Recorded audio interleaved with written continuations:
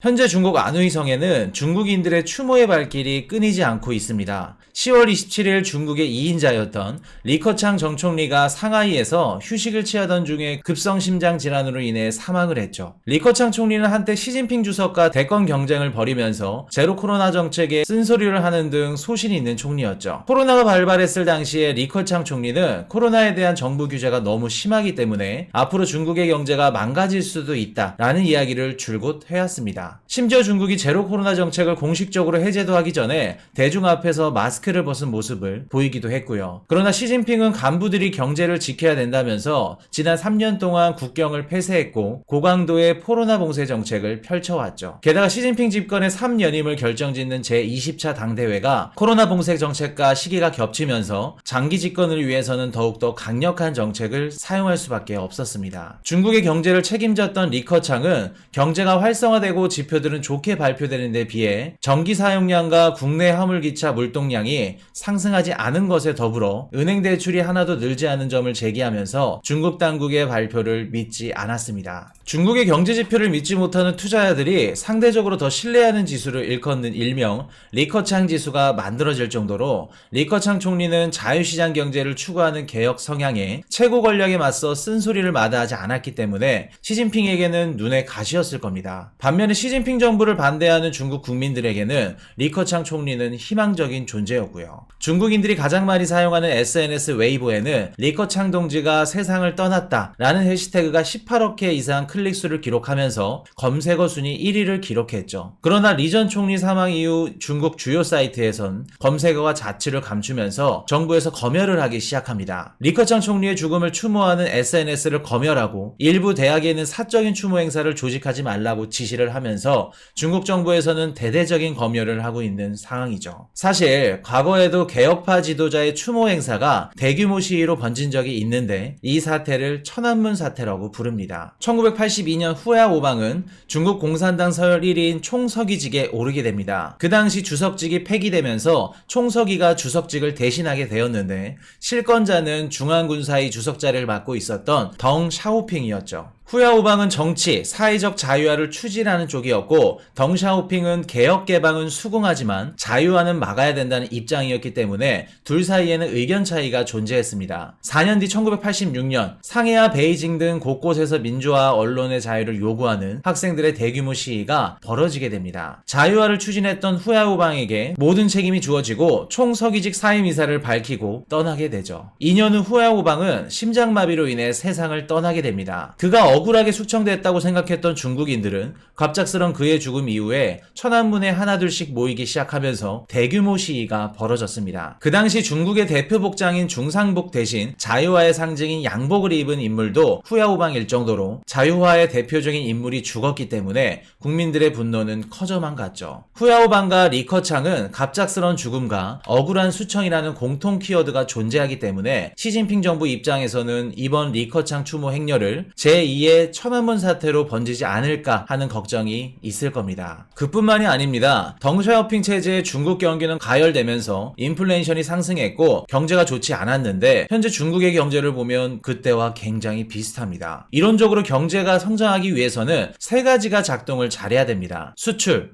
투자, 소비. 이 중 한 가지만 잘 돼도 괜찮지만 중국은 현재 세 가지 모두 다 작동이 안 되고 있는 상황이죠. 코로나 때 수출이 원활하게 되지 않았고 여러 폐쇄 정책으로 인해 투자하기 힘든 상황이 벌어졌죠. 게다가 코로나 봉쇄 정책으로 인해 3년 동안 국민들은 갇히게 되면서 소비는 자연스레 줄어들었고요. 소비 촉진을 통한 경제 성장을 이루어야 수출과 내수 시장이 활성화되는 쌍순환 전략이 효과적으로 적용이 될 텐데 지금 중국에게는 해당되지 않는 이야기죠. 게다가 1대1로를 통해 매몰 비용으로 처리된 비용이 9천억 달러가 넘어가면서 손실액이 커져만 가는 상황입니다. 1대1로를 진행했던 잠비아는 파산을 했고 아르헨티나는 대출금 상환 유예 및 일부 탕감을 요청한 상태입니다. 스리랑카는 빚을 갚지 못해서 99년간 항구 운영권을 넘겨주기까지 한 상태죠. 중국의 정치 상황을 보면 집단 지도 체제에서 한 명이 연임을 하고 있는 체제이기 때문에 그동안 시진핑이 3연임을 하는 동안 경제보다 정치를 우선시하면서 중국의 경제는 무너져가고 있는 상황이죠. 실제로 중국에서 살고 있는 지인이 이야기를 해주었는데 어느새부터인가 중국 내에서 외국인을 보기 힘들다고 하더라고요. 21세기 사회에서 국가의 능력치는 국제화입니다. 근데 중국은 비자도 내기 힘들고 뭐만 하면 반간첩법에 대외관계법까지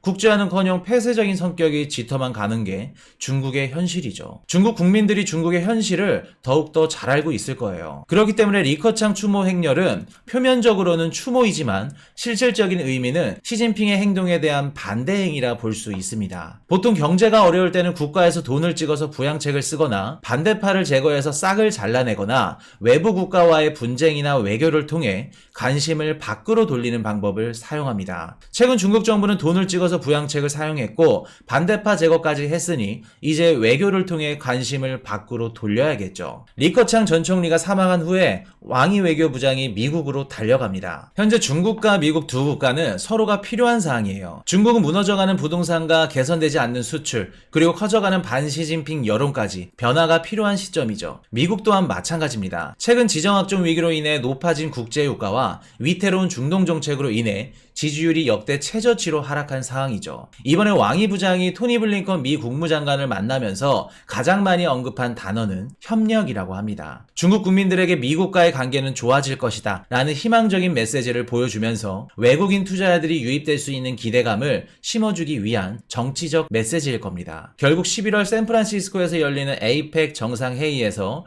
바이든과 시진핑이 정상회담을 하기로 원칙적인 합의를 이루게 됩니다. 아마도 중국은 미국에게 수출 규제를 풀어달라고 할 가능성이 높아 보여요. 지금 중국의 청년 실업률이 20%는 이미 넘은 상황이고 최근에 발표를 중단할 정도로 심각한 상황이기 때문에 반도체 관련 규제를 풀어서 양질의 일자리를 공급하려고 할 겁니다. 미국이 원하는 것은 정해져 있죠. 바이든 정부는 내년 대선을 위해서는 물가를 낮추는 것과 원활한 국채 발행으로 인해 재정을 공급하는 것이 1순위입니다. 일부 품목의 대중국 관세를 낮춰주면서 인플레이션을 잡아주고 수급이 불안정한 미국의 국채를 중국이 사주는 그런 그림을 그릴 겁니다. 미국의 국채를 사주기 위해서는 중국이 돈을 벌어야겠죠. 그럼 중국이 원하는 수출 제재 완화도 이해관계가 맞을 거고요. 그리고 이란을 컨트롤할 수 있는 유일한 국가는 중국입니다. 이란의 군사적 행동을 자제해달라는 촉구 내용까지 포함될 것으로 보여져요. 중국의 금융시장을 개방할 것이라는 이야기를 하시는 분들도 계시는데 금융시장 개방은 중국의 최후의 수단이 될 겁니다.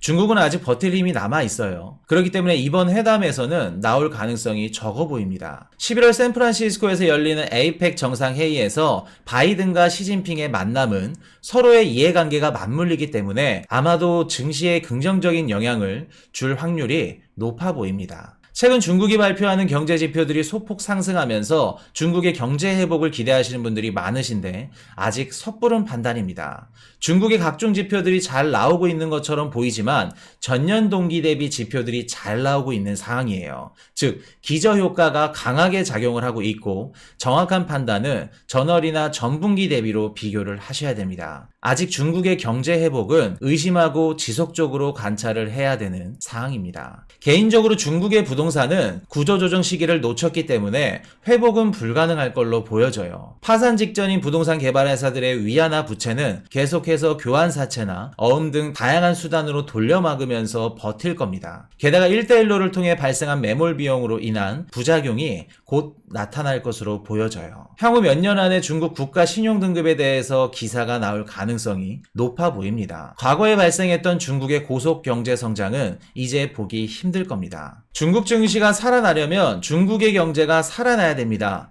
단기간 중국의 경제가 회복하는 것은 힘들겠지만 11월 바이든과 시진핑의 회담으로 중국 경제에 활력을 넣어준다면 국내 투자자분들에게도 희소식이 될 것 같아요. 올해 연초만 하더라도 수많은 경제 주식 방송에서 달러 강세는 꺾일 거고 중국과 같은 신흥국에 투자를 해야 된다. 그런 분석들이 많았죠. 중국 주식은 저렴하기 때문에 먹을 게 많다. 이런 이야기를 듣고 현재 중국 주식에 투자하시는 분들은 반토막이 기본입니다. 홍콩 항생 지수는 50% 이상 하락을 했고 상하이 지수는 3년 중 최저점을 갱신하고 있어요. 2021년도 최고점 대비 20% 이상 하락을 한 상황이고요. 반면에 미국 증시와 유럽 증시 그리고 한국 증시는 올해 상반기 최고점을 갱신할 정도로 분위기가 좋았습니다. 항상 우리가 투자를 하기 전에 글로벌 유동성이 어느 곳으로 움직일지를 먼저 판단하고 계획을 구성하는 것이 가장 중요합니다. 보통 미국으로 자본이 몰리면 미국 증시가 상승을 하면서 미국을 제외한 신흥국들이 저점을 찍게 됩니다. 저점이 끝나갈 때쯤 미국에 몰려있던 자금이 신흥국으로 다시 돌아오면서 신흥국 증시가 상승하는 구조이죠. 우리가 이런 메커니즘을 알고 시장에 대입하기 위해서 공부를 하는 거죠. 거시경제 상황을 보면서 자본의 유입이 어디로 흘러갈 것인지 지켜보면서 유연하게 대처하는 투자 습관을 기르셨으면 좋겠습니다. 다음이 더 기대되는 정보로 찾아뵙겠습니다. 지금까지 머니톡톡이었습니다.